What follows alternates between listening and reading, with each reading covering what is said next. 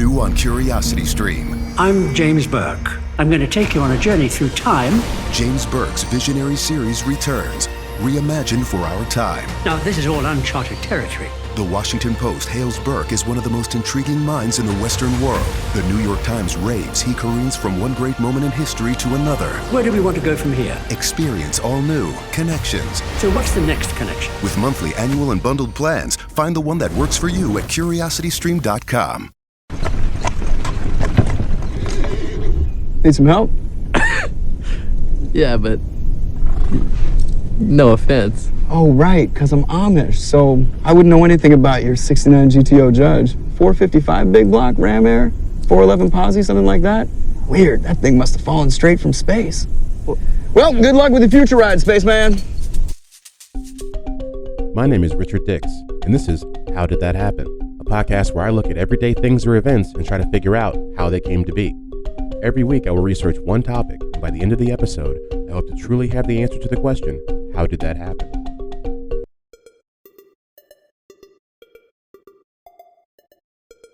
Hello, and welcome back to another episode of How Did That Happen? HDTH. This week is episode 69. We are moving right along, folks, trying to get to episode 100.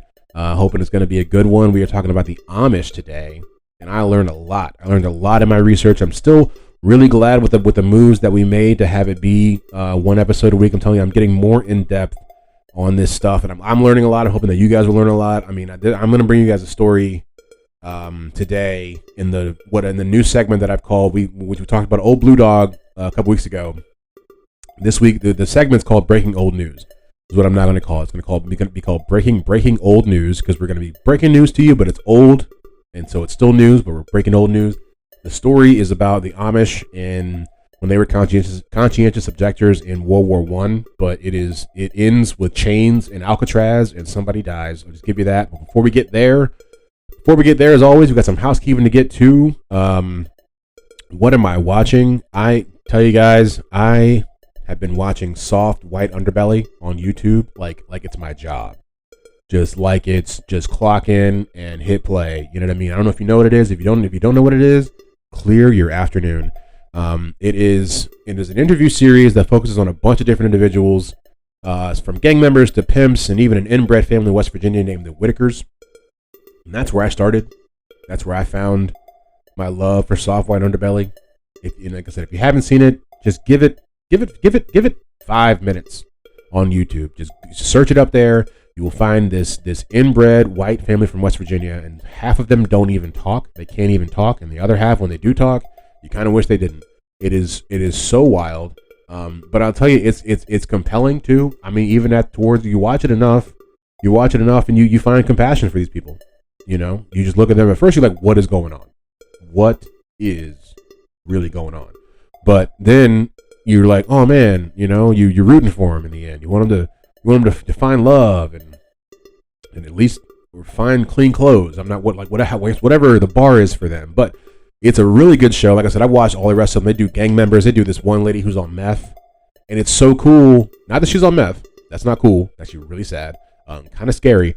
But it's cool for the interview. He just lets her talk instead of trying to make her make sense.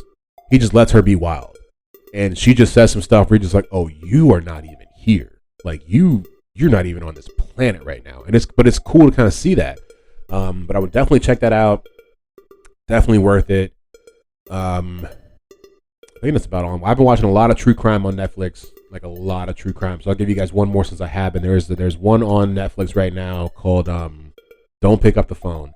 And it is about this guy who calls all these different fast food restaurants over a span of like 10 years and gets the people who pick up the phone, usually the managers of the restaurants, gets them to basically strip search and sexually assault his crew members.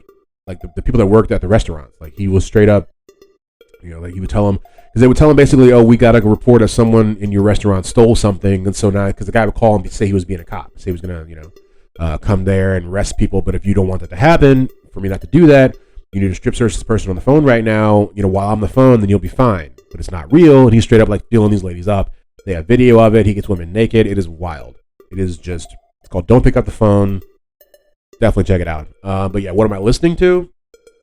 I am back on my audiobook kick, guys, so it's definitely we're out of the podcast weeds for a little bit, but still in the podcasters, because the person that I listen to her podcast too. It's called The World Deserves My Children by Natasha Leggero, and if you like her comedy, you will love her book. If you don't like her comedy, or if you don't know her, definitely check it out. It's all, it's tongue-in-cheek. The World Deserves My Children. She's not that vain, but it just talks about her journey to have a child. I believe it's in her 40s, and what it's like to just have a child now in the modern times, having a modern husband.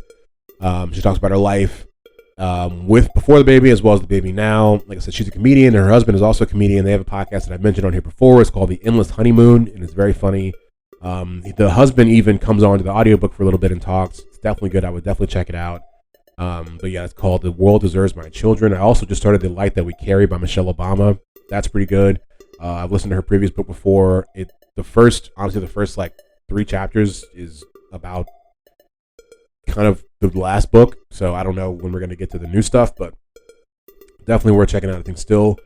But I think that's about all I got from that. As always, 7 days a week, you can find out how things happen over at htthappen.com.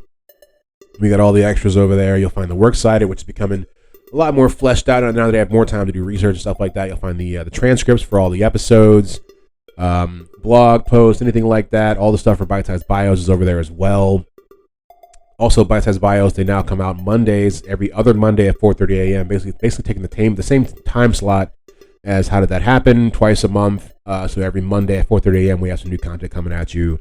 The last Bite Size Bios, I believe, was on, no, it's not Weird Al, it was on Madeleine Albright. I thought it was pretty good. Learned a lot about that lady. Really enjoyed doing research about her. Yeah, I think, let's see, is there anything else to say? I don't know if there's much to say. Like and subscribe wherever you find this. Always helps the podcast, helps us grow. We've been trying to get to top 100 history podcasts on Apple Podcasts. Still the goal. It was the goal last year. It's the goal this year, and will be the goal next year. Give us 2 stars. If you didn't want to give us 5 stars, please give us 5 stars if you'd like to. But if you want to give us 2 stars and say why you didn't want to give us 5 stars, that is fine as well, because constructive criticism is always welcome. I don't think there's much else to say to you guys before we get to the breaking old news segment. I'm telling you, it's a doozy. It is a doozy. So yeah, before I start to ramble as I'm known to do, without further ado, here is the episode.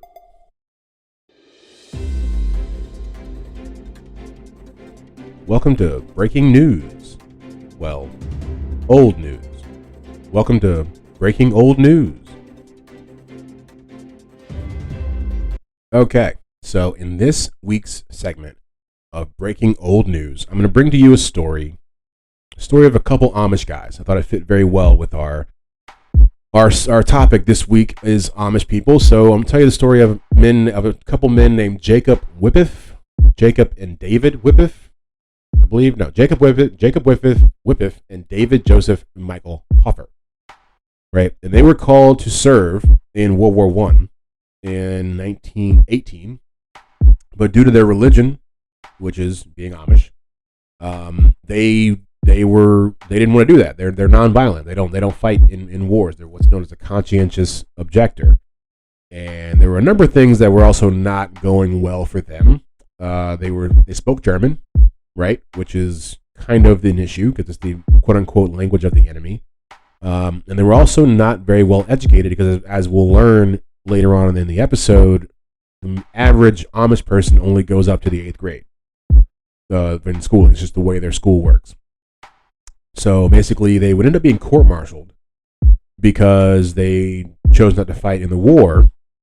And I think there were something like over 500 people have been court-martialed during that time, and some of them were sent other places. These guys ended up being sent to Alcatraz, and they were sent to Alcatraz, and they were basically, I mean, they weren't initially sent to Alcatraz. They were sent, let's see where I can find where they were sent to before.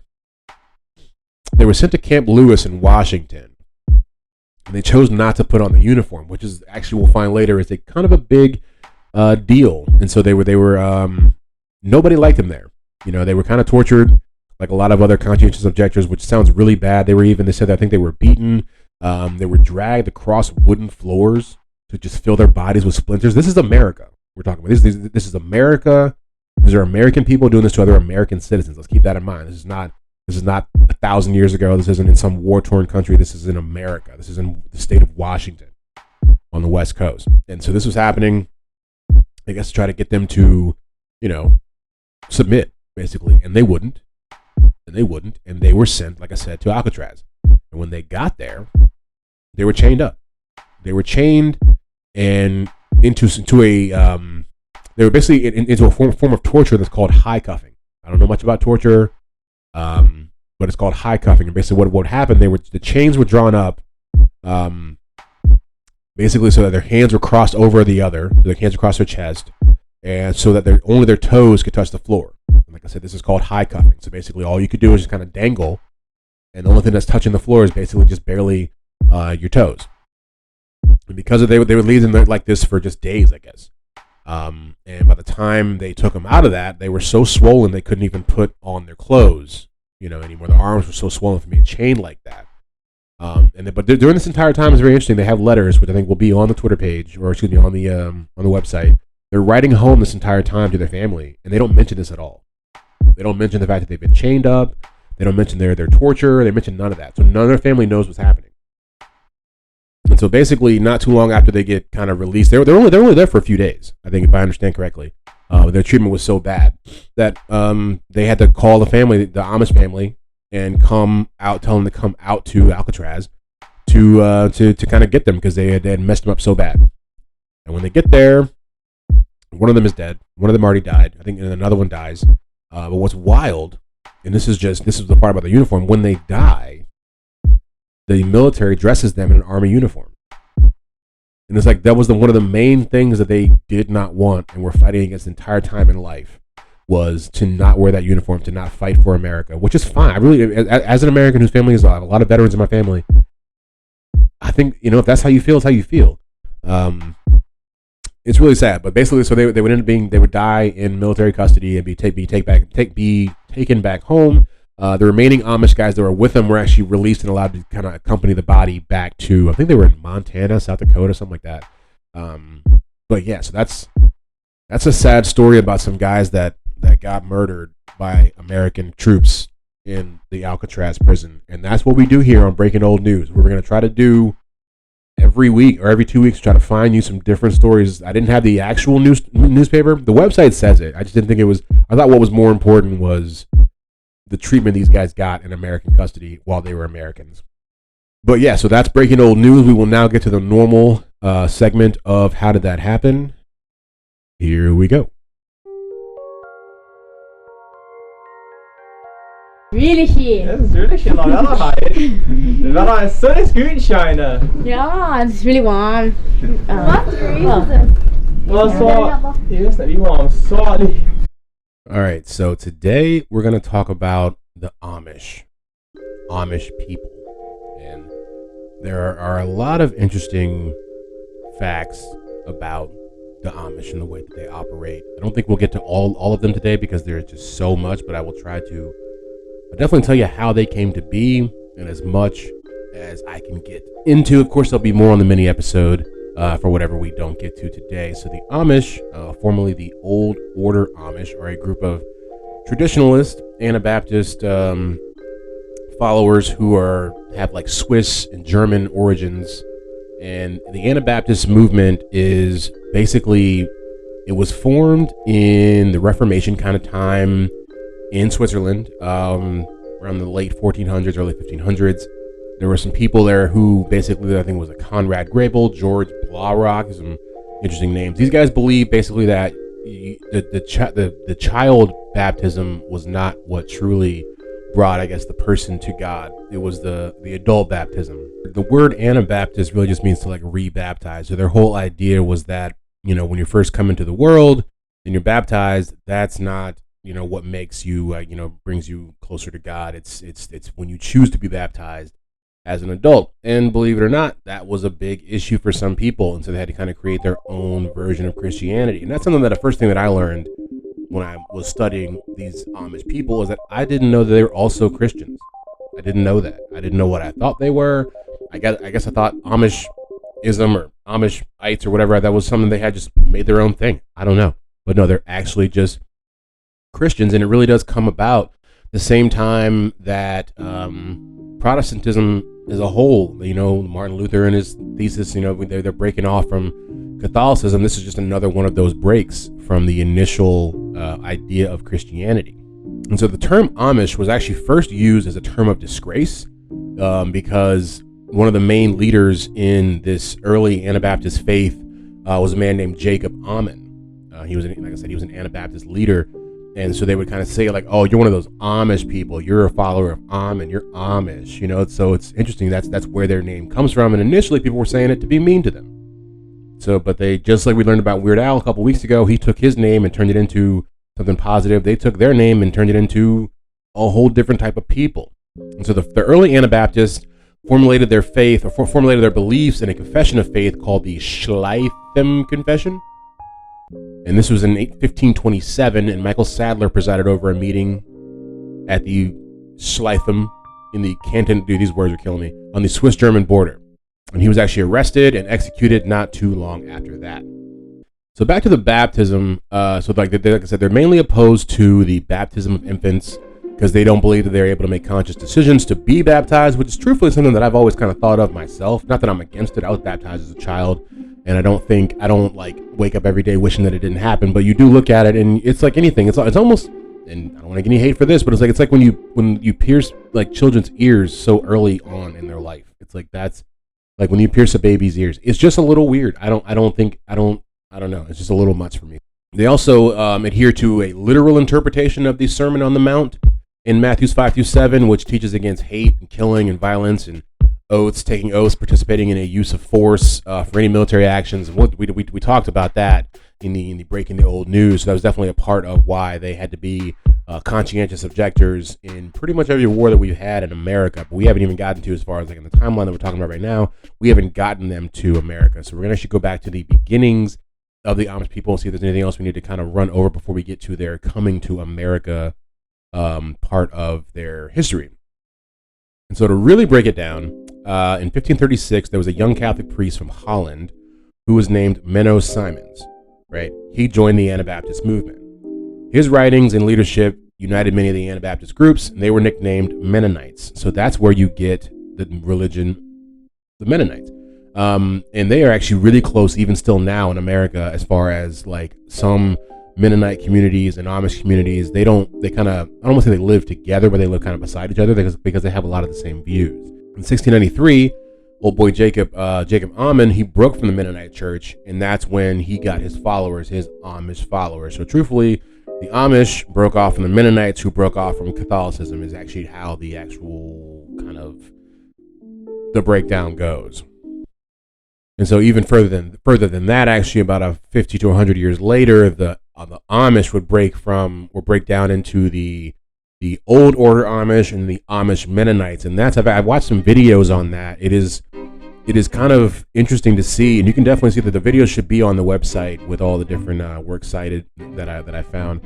And they talk to this guy who's, I guess he's a Mennonite, or he's like an Amish Mennonite, and he's driving. He's got a phone, right? And he speaks like a different language, but he also speaks a little bit of English.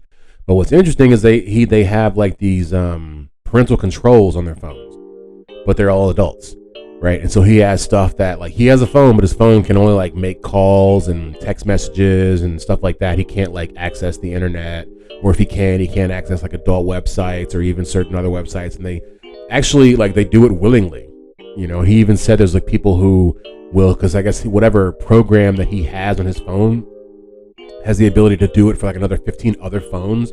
And so he'll get a call from like one of his Amish Mennonite brethren who's like, hey man, can you put me on your lockdown plan or whatever? And they'll do it because it's like a big part of the thing. But they have, so the Amish Mennonites, they can drive cars. It's the old order that are really the horse and buggy vibe.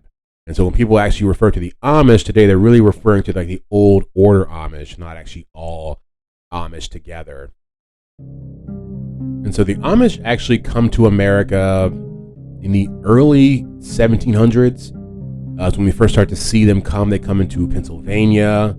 Between 1717 and 1750, approximately 500 Irish Amish migrated to North America, mainly to Berks County, Pennsylvania. But a lot of them would eventually settle in Lancaster County. And that's actually, I was looking this up the other night. I might make a trip to Lancaster County just to see what these Amish are up to. because it looks like a lot of fun. Okay, round 2. Name something that's not boring. A laundry? Ooh, a book club. Computer solitaire, huh? Ah, sorry, we were looking for Chumba Casino. That's right, ChumbaCasino.com has over 100 casino-style games. Join today and play for free for your chance to redeem some serious prizes. ChumbaCasino.com. No purchase necessary. Void where prohibited by law. 18 plus. Terms and conditions apply. See website for details. And so a second wave of Amish came in a little bit later. 1,500 of them came through around the 1800s. They settled in Ohio, Illinois, Iowa, Southern Ontario, something else I didn't know. Like I said, if you had asked me, I just assumed that all the Amish just existed in Pennsylvania, all on the East Coast. We got Midwest Amish, we got Canadian Amish. We'll even find out later on we have Black Amish, but we'll get to that in a little bit. And it is interesting to note that most of the later immigrants actually would not end up joining the old order Amish, but would actually join the more liberal, groups. And so what I also found really interesting when I was doing this research, because you never know what you're going to find, is that their population is growing. I don't know why you would think. I mean, maybe it's just me because I'm like, they don't have iPhones. They must have no way to live. Why would they even want to be making kids or something like? I don't know, but like by I think the year 1900, there were about 5,000 Amish people. About 100. So 120 years ago, there were 5,000 Amish people in the whole America, just all up in the U.S. of A. Right, and so by 2021, 120 years later, there's 350,000 old order Amish to live in America. 350,000. And I mean, I'm just like, where are they at? But I mean, honestly, I guess I'm watching enough videos. They even have them in Virginia. There's a video. The thing is also going to be linked to on the works cited here, where they follow a family in Blacksburg, Virginia, which is where Virginia Tech is. And they're Amish, and they're out there doing Amish stuff. They're milking cows. They're doing all that good stuff, and just they're everywhere. But I thought that was an interesting fact. And this also is because they don't use birth control, but still, like, it's a lot of people, in my opinion. Well, I'm just reading here through my notes as I'm going before I get to the next thing. It says many early Anabaptists were put to death as heretics to the Catholic Church, and even Protestants. It says both Catholics and Protestants put them to death, which is what led them to flee to the mountains of Switzerland and southern Germany, which is why the Amish have a Swiss-German background. Interesting. So they were basically pushed out by other types of Christians into the mountains of Switzerland to create their own Christian religion. It says here that between 1862 and 1878, they would have a yearly Dianversammlungen, which is a ministerial conference that were held in different places, and they would use to concern how the Amish would deal with tensions caused by the pressures from modern society, vis-a-vis should we be using electronic equipment of any kind or machinery, not really electronic equipment, but like stuff that's not just our hands and feet. The meetings themselves were a very progressive idea. It would help them to create uniformity within the church, but like I said, that wouldn't go on for too long. Eventually, some of them would start to get boycotted by different groups, different Amish groups. So they had a hard time trying to come together and kind of figure out what everybody wanted to do. So now we'll get to the religious practices of the Amish. We're going to get to a few things. We're going to talk about the religious practices. We're going to talk about their day-to-day life, what it's like to be with the Amish. And that might be about it before we get out of here. But their religious practices, they basically kind of rest on two key principles, two key concepts to be Amish. The first one is their rejection of Hochmut, I guess is what it says, which is pride, arrogance, or haughtiness. Haughtiness, it's a fun word to say. And the high value that they place on Demut and Gelassenheit, which is humility and calmness / composure or placidity. So basically, they reject pride and they like people who are calm and composed. Don't we all? But that's just a big part of their religion. Basically, an anti-individualist orientation is the motive for rejecting labor-saving technologies that might make one less dependent on the community. So I think that whole idea, and even like I think I mentioned in the previous or earlier in the breaking old news, is like, or if I hadn't, I'll say it here. When they asked those guys. When they were about to get drafted into the war, and they were like, is your family dependent on you? You know, and a lot of them said no. Well, they all said no because they knew that if they were gone, the church and would step in and support their family. You know what I mean? So they didn't even know, because basically what they said is a lot of dependent fathers, if you're the only breadwinner in your family, then they wouldn't draft you. But these guys didn't know, and that kind of goes back to what I'm saying here. Their entire identity is anti-individualism. So the whole identity is like, we're all one, we're all come together. And kind of shot him in the foot there, no pun intended, in World War One. So yeah, they don't. That's why, another reason why they don't use a lot of electronic stuff. They say electric power lines would be going against the Bible, which says that thou should not be conformed to the world. One of the teachings of the Amish faith is called the ban or shunning. This is based on New Testament commandment, or New Testament command, that's not to associate with a church member who does not repent of his sinful conduct. And I've actually heard of this happening to a couple different people. I mean, there's what TLC shows about that now, where they will legit just get banished. You know what I mean? Like, you're banned. And I really didn't know that was that true, but it really does. This is kind of their basis for it. It's like in the Bible. I think it does say this, but these guys take it literal, man. But the purpose of this banning or shunning is to help the member realize the error of their ways and to encourage their repentance, after which he or she can be restored to the church fellowship. So to talk about this baptism, the Amish people are usually baptized in a formal ceremony somewhere between the ages of 17 and 20. All their services are conducted in High German and Pennsylvania Dutch. This is usually for the most just for the Pennsylvania Amish, but I imagine a lot of this kind of goes with the other ones as well. And that what we saw was a big issue for the ones who went to war, is they're literally speaking the language of the enemy, and a lot of Americans did not like that. And they actually hold their religious services in their homes. And they say this actually has a lot to do with the fact of when, 500 years ago, when they were being persecuted by the Catholics and the Protestants, they were forced to flee into the woods and into the mountains of Switzerland. They didn't have churches, so they just had to do their church service in each other's homes or wherever they were living at. So even now, they have their church services in their homes. And it says here, in most of the Amish homes, a special place is reserved alongside the Bible for the Martyr's Mirror, a book chronicling Amish history and honoring the many Amish Mennonite and Anabaptist forebears who died for their faith, because there were a number of martyrs that had to kind of happen for the Amish faith to kind of survive. It's pretty wild. When you think about it, I didn't know there was that much death and turmoil behind. Well, I mean, pretty much every religion has it, don't they? They pretty much do. And so we'll get to another part of the Amish faith or society, and is the buggy. That black buggy you see in movies when they're, blop, blop, blop, blop, blop, down the road and stuff like that.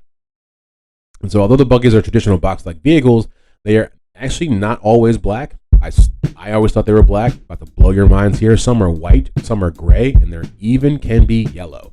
So those buggies can come in all different types of colors and sizes. Mainly just the colors. The sizes are pretty much the same. And the buggies may even have heaters in them, windshield wipers, and upholstered seats. I've always wondered what it was like in there. Always wondered.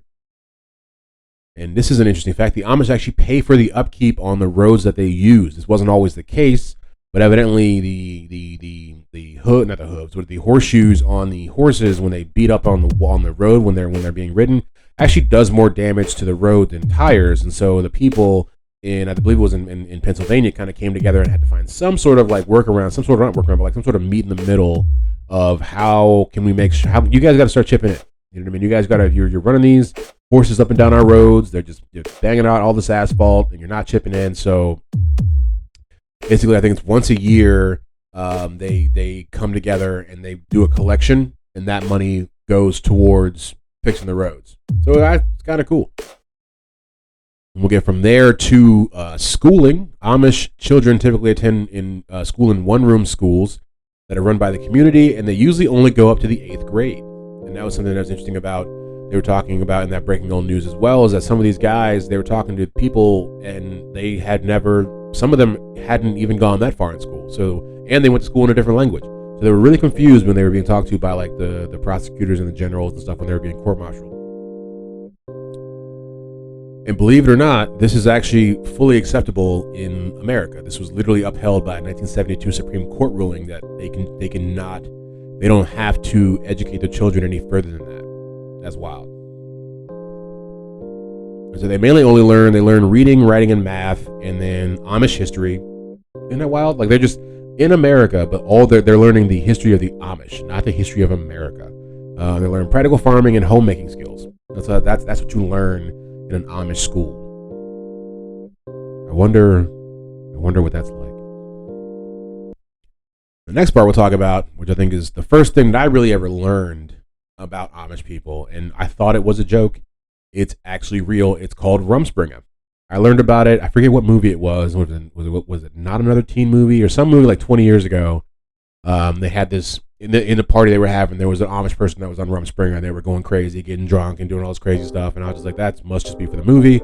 It's actually real, and it's Dutch. Rumspringa is Dutch for running around. It is a rite of passage and a period of growth and adolescence for some Amish youths, during which time they face fewer restrictions on their behavior and are not subject to the Ordnung, which is German for order, which is basically what kind of tells everybody in the Amish community how to live and what to do. It's important to mention that not all Amish communities have this practice of Rumspringa, but some do. It usually starts at 16, and it's not always as crazy as like people going out and leaving their entire communities and moving. Sometimes it can be as simple as their parents let them use electricity in their room, and they can buy a car if they want. You know what I mean? Like you can, I'm Rumspringa. I got me a Chevy, whatever. Rumspringa. The length is actually indeterminate.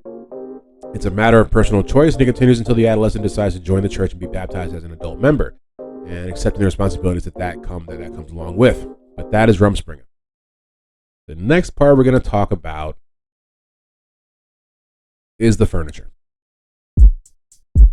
And what's crazy is I don't even know where any Amish people are at where I live at all. But when I tell you there's an Amish furniture store down the street from my house, it's true. Well, not down the street from my house. I used to live down the street from one. I don't live down there anywhere. But I know where it's at. Still in the city, about 20 minutes away. Never seen an Amish person here ever. Where are they bringing in the furniture on the buggies? Like, why wouldn't I? You would see that, right? I don't. But Amish furniture, as you would have it, as you would guess, is manufactured by the Amish, primarily in Pennsylvania, Indiana, and Ohio. It is generally known to be made out of wood, usually with particle board or laminate. They started to do this around the 1920s. There's actually a lot of different like designs that are actually kind of like, I guess, well known. I think the best company that's known is the Jonestown School in Lebanon County, Pennsylvania. They're the most widely known for their painted blanket chests decorated with flowers on 3 panels. So they actually have some of them even in the Smithsonian and in the MoMA, the Metropolitan Museum of Art in New York City. And because they don't use electricity, many of their woodworking tools are powered by hydraulic pneumatic power that is run on diesel compressors, if you were wondering. Their language, I don't have much to say about their language. You can find they do all speak different languages. There's a difference. They sometimes speak Pennsylvania Dutch, or just Dutch, or German, or mixtures of any of those, things like that. Most of them do know a version of English. They don't all speak English, but they speak a number of different languages. And then their outfits, I never knew. And I'll tell you this, I was just watching a video before I started this, and this is where it's like we could go deep or not deep, or you just think too much about stuff. Trust me, that's my main MO. And I'm watching, and they were talking about the clothes, and they were saying we wear these clothes so that we can all be the same, right? We're all one, all this good stuff like that. But what the part that gets me, the part where I get lost, is that they'll still have different colors. Like I'm watching, and it's like 6 chicks, and they all have like this one will have like a blue dress on, this one have like a pink dress on. Like, yeah, it's all single colors, and there's no like designs. But I'm like, so who gets to decide what color you get to wear? And I don't think that anyone actually gets to decide. Now the hats they wear, which I'm sure they probably have a more distinct name than that, but they're prayer hats. Those are a distinct color. The black prayer hats are for women who are single, and they usually a little bit younger. And the women who are married, they wear white ones. So I didn't know that. I thought they were just picking them. There's a rule and rhyme and rule for everything. Even the aprons that they wear, you've probably seen those. When there's long aprons, right, for little girls, and then when you're like 10 or 12, you switch from the long apron to the cape and an apron. there's a lot to this, guys. You know, it's not just, I don't know, there's a lot to it. And so that's pretty much for the close. We got a couple more things and then we'll pretty much be out of here. I do want to say, I talked about there are black Amish people. That may not come as a surprise to you, but it was to me. There's not that many. And because the first question, because that's what I first thought when I realized where they came from. When I realized they were German and Swiss, I was like, not a lot of black people, if any, come from that place. So is this an exclusively white religion? And it almost is. It basically is. But what you find is that there will be people who the Amish will adopt some people, some kids, and they'll be black, and they end up having you have a black person who then later on gets married. They make babies with somebody else who now that kid's half black. So you have these little mixtures into the black Amish. I keep wanting to say black Irish or just Irish. And so they say some of them actually descended from formerly enslaved people who converted to the Amish faith. So once they were released from slavery, some slaves just went and became Amish, bro. Wild, mind blown. So there's I'd love to meet or see them and hear their story. I wonder, I guess it would have to be different. It would have to be a little bit different. Can you imagine black Amish people? I mean, why is it not a Chappelle skit already? But whatever. And the last part that we'll get to before we really get out of here is they have Amish vacations. You can, quote unquote, vacation like the Amish. And that's what I said earlier when I was looking up on the website. It exists, people. Book your calendars. Mark your calendars because we're going to Amish country. So mainly Lancaster, Pennsylvania is where I looked at on their website, their tourism website. And it says, good morning from Amish country, right? Before you dive into the Amish culture that Lancaster County is known for, start off with a traditional breakfast that will sustain you through lunchtime. They got a bunch of different stuff. They got restaurants, Hershey Farm Restaurant, Bird and Hand Restaurant, and a place called Smorgasbord. They offer delicious breakfast options. They don't really say what they are. You can hop onto a bus tour some stuff, right? You can tour a 12-acre village. You can a lesson.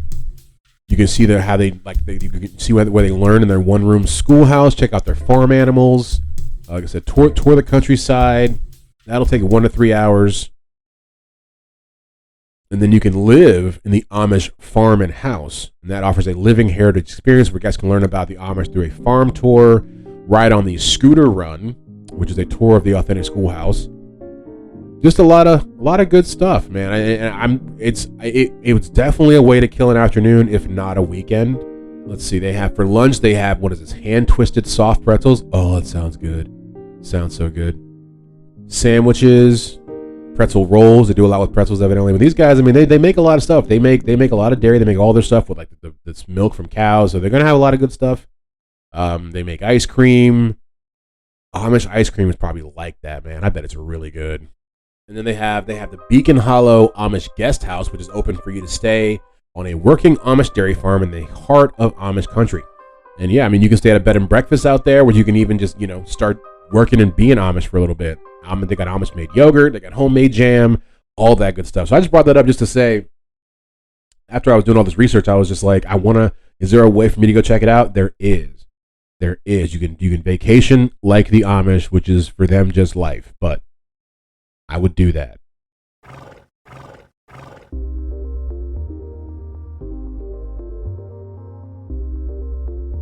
All right. Hope you guys enjoyed that episode of How Did That Happen? HDTH. Hope it was a good one. I enjoyed it. This was one that kind of popped in my head. I want to say maybe like a month or two ago. And I was just like, I do a podcast trying to find out how things happen. I have no idea how the Amish happened. And you find out there's so much about it. There's so much. These guys, I mean, the Amish religion basically comes about from religious persecution. And we find that a lot of the things that shaped their entire religion is from the early parts of their forming, is when they had to run into the hills of southern Germany and Switzerland and kind of create their own life and religion in that. And they brought that to America and then kept on going. And like I said, the amazing fact to me is that their population is still growing, and you do owe a lot of that to the lack of birth control on their part, but still, it's not dwindling. It's pretty interesting. It's pretty wild. Hope you guys liked it. Hope you guys liked that breaking old news. I found that literally right before I was about to record. I had another story that I was going to put in there that's not that interesting. I mean, it's kind of interesting, but not as interesting as the one that I just told. But yeah, I hope you guys like that. We're going to keep doing that. That's the new part of How Did That Happen? Breaking old news. We got rid of a couple segments. If you haven't been listening in a while and you're wondering where did the other segments go, the roundup and things I didn't know before are no more, or at least for right now. I just didn't see a point in continuing to do them. Going to keep on trying to evolve here at How Did That Happen with the pod. We're just going to keep pushing things forward and hope we get some more listeners here. But I always do appreciate the ones that come back week to week. I know you guys are there. I see the numbers. They're not great, but I see some dedicated people every week that listen to this podcast, and I really do appreciate you guys. Thanks for coming back and pressing play every week. And we'll see you next week with the next Bite-Sized Bios.